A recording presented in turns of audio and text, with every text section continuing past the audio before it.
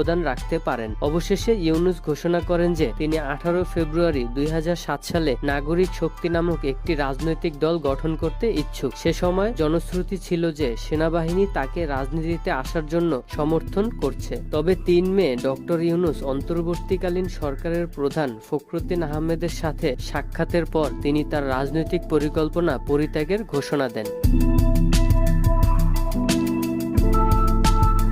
শেখ হাসিনা এবং ডক্টর ইউনূসের মধ্যে দ্বন্দ্বের দ্বিতীয় কারণ বলে মনে করা হয় নোবেল শান্তি পুরস্কারকে। শেখ হাসিনা মনে করতেন যে 1997 সালের পার্বত্য চট্টগ্রাম শান্তি চুক্তি স্বাক্ষরের জন্য তিনি নোবেল শান্তি পুরস্কার পাবেন। 9 March attorney general Mahbubey Alam সরকারের মনোভাব প্রকাশ করে বলেন, প্রধানমন্ত্রী শেখ হাসিনাকে নোবেল শান্তি পুরস্কার দেওয়া উচিত ছিল। তিনি নোবেল কমিটির বিচক্ষণতাকেও চ্যালেঞ্জ করেন। এই ভিডিওতে আপনাদের বোঝাতে চেয়েছি ডক্টর